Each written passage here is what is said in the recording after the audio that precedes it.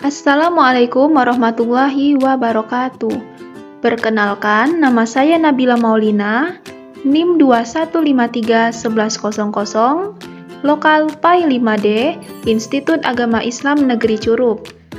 Di video kali ini, saya akan menjelaskan materi mengenai jujur dan menepati janji. Berikut pembahasannya. Yang pertama, memahami perilaku jujur. Yang kedua, contoh berperilaku jujur. Yang ketiga, hikmah berperilaku jujur. Yang keempat, contoh penerapan perilaku menepati janji. Dan yang kelima, memahami perilaku menepati janji. Memahami perilaku jujur. Jujur adalah berkata benar dan sesuai dengan kenyataan. Seseorang disebut jujur apabila berkata sesuai dengan kenyataan. Jujur merupakan salah satu perilaku terpuji yang harus dimiliki seseorang mukmin. Lawan dari sifat jujur adalah berkata dusta. Sungguh Allah Subhanahu wa Ta'ala dan Rasul-Nya melarang umatnya berkata dusta. Bahkan dalam sebuah hadis dikatakan bahwa salah satu tanda orang munafik adalah berkata dusta. Dari Abu Hurairah radhiyallahu anhu, sesungguhnya Rasulullah shallallahu alaihi wasallam telah bersabda, tanda-tanda orang munafik ada 3 perkara, yaitu apabila berkata dia berdusta, dan apabila berjanji dia ingkari, apabila diberi kepercayaan dia mengkhianatinya.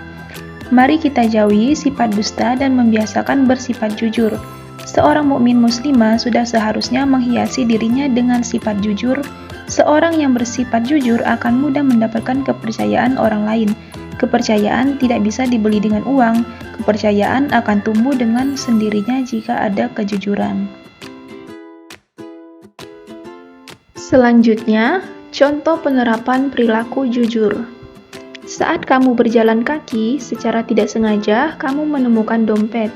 Setelah dibuka, ternyata isinya surat-surat berharga, sejumlah uang, dan kartu identitas.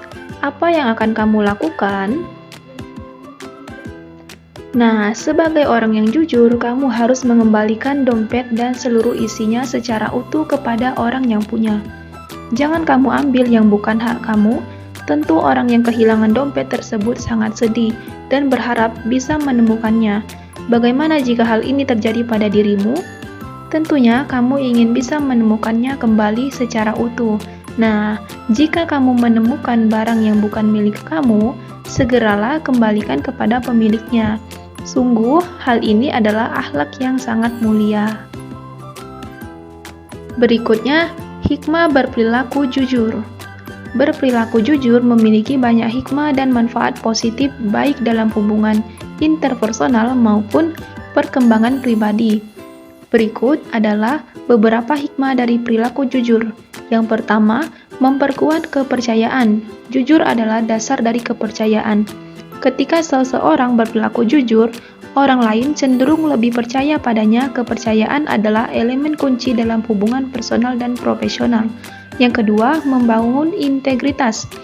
Jujur merupakan bagian dari integritas pribadi. Dengan berperilaku jujur, seseorang menunjukkan bahwa mereka memiliki prinsip moral yang kuat dan konsisten. Yang ketiga, menciptakan hubungan yang kuat. Hubungan yang didasarkan pada kejujuran cenderung lebih kuat dan stabil. Yang keempat, mendukung pembelajaran dan pertumbuhan pribadi. Dengan berperilaku jujur terhadap diri sendiri, seseorang dapat mengenali kelemahan dan kesalahan yang perlu diperbaiki. Dan yang kelima, membantu menyelesaikan konflik. Dalam situasi konflik, kejujuran dapat membantu menyelesaikan masalah dengan lebih baik. Terbuka tentang perasaan dan pandangan dapat membuka jalur untuk memahami dan solusi bersama. Allah Subhanahu wa Ta'ala secara tegas memerintahkan orang-orang yang beriman untuk berkata benar. Perhatikan Quran Surat Al-Ahzab ayat 70 di bawah ini. A'udzubillahi minasyaitonirrajim. Bismillahirrahmanirrahim. Ya ayyuhallazina amanu taqullaha wa qulu qawlan sadida. Artinya, Wahai orang-orang yang beriman, bertakwalah kamu kepada Allah dan ucapkanlah perkataan yang benar. Pembahasan selanjutnya, memahami perilaku menepati janji. Janji adalah ucapan seseorang kepada orang lain yang menyatakan kesediaan dan kesanggupan untuk berbuat. Menepati janji berarti melaksanakan janji yang pernah diucapkan kepada orang lain. Menepati janji merupakan salah satu sifat terpuji yang harus dimiliki orang beriman. Orang beriman pantang untuk ingkar janji. Menurut hadis Nabi Muhammad SAW, riwayat Bukhari dan Muslim, seseorang yang ingkar janji dikategorikan sebagai orang munafik.